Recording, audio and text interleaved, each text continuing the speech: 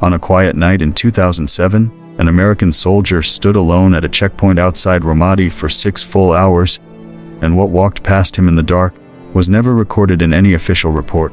He was the only witness, the only one who saw it move. And when his commanding officer asked him the next morning what happened, he could not find a single word to describe it.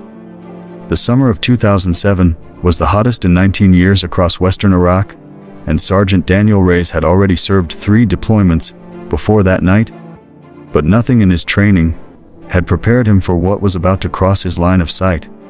If you want the truth that never made it into the briefings, subscribe and turn on the bell, because every story we tell here was buried for a reason. The road that connects Ramadi to the small village of Al-Bobali runs almost perfectly straight for 27 kilometers across flat desert. In August of 2007, the United States Army maintained a small checkpoint exactly 12 kilometers along that road, a simple position made of concrete barriers, sandbags, 2 floodlights, and a single radio post.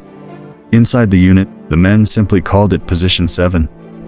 On the evening of August 14, 2007, Sergeant Daniel Reyes received a routine assignment. He was 29 years old, originally from Bakersfield, California, the son of a retired postal worker, and he had been in the Army for 8 years. His commanding officer, Captain Marcus Holloway, told him he would be alone at Position 7 from 2200 hours until 0400 hours. 6 hours, a standard rotation, nothing unusual. The temperature when Reyes arrived was 41 degrees Celsius, and falling slowly. The wind was almost completely absent. His radio worked perfectly. His night vision optics were freshly calibrated. According to the manifest, he should see exactly 3 trucks during the entire night, all of them between 0100 hours and 0230 hours. For the first 90 minutes, nothing moved. The desert was completely silent in a way that Reyes later described as feeling almost solid, as if the air itself had been pressed flat against the ground. He scanned the horizon every 10 minutes and logged each scan in his notebook, exactly as procedure required. At 23:34 hours, he heard the first sound. It came from the east, from the direction of Al-Bobali, and at first he thought it was an animal. A low, steady rhythm, like footsteps but slower than any human walking pace. He raised his optics and looked toward the source. The desert showed nothing. No heat signature, no movement, no shape. He marked the time in his notebook and continued his rotation. The second occurrence came 40 minutes later. This time the sound was closer, perhaps within 200 meters of the checkpoint, but again the optics revealed absolutely nothing. Reyes radioed back to the operations center at Camp Ramadi and reported a possible audio contact.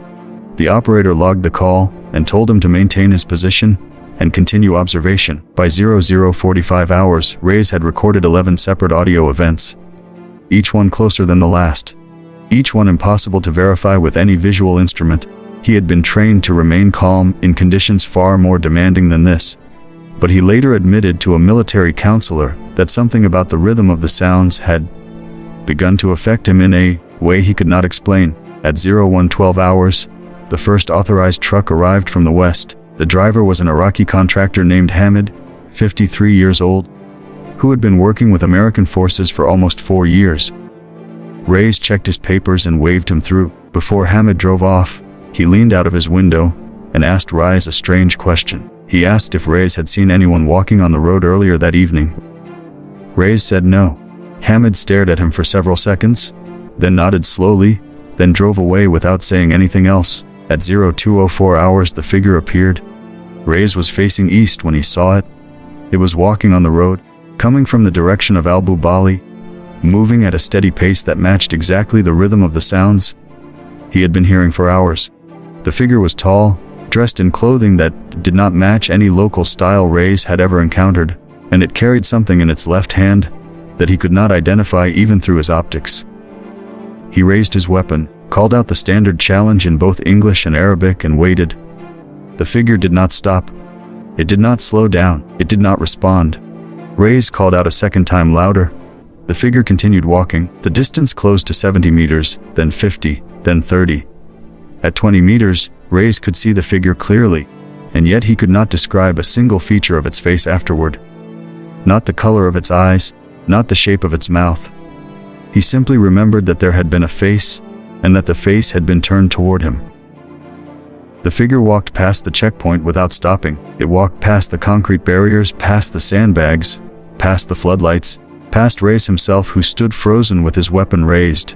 And it continued west along the road. Reyes turned his head and watched it walk away. The figure did not look back. It walked for approximately 2 minutes, never increasing or decreasing its pace. And then it was simply no longer there.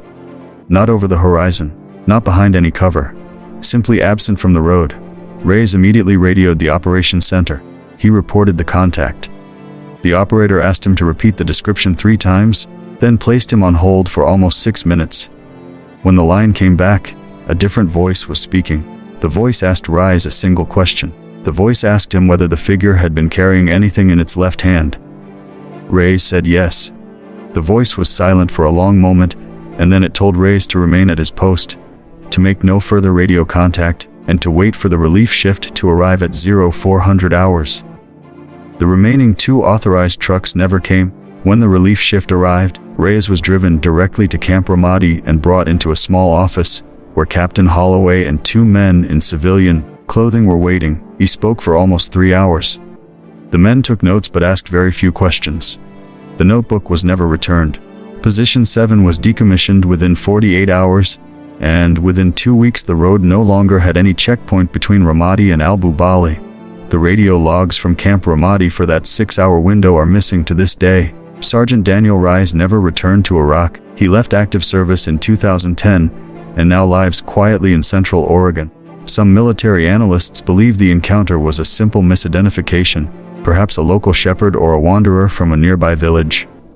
Others have suggested heat stress and sensory fatigue, but none of these explanations account for the missing radio logs, the rapid decommissioning of Position 7, or the unanswered question about what was carried in the left hand.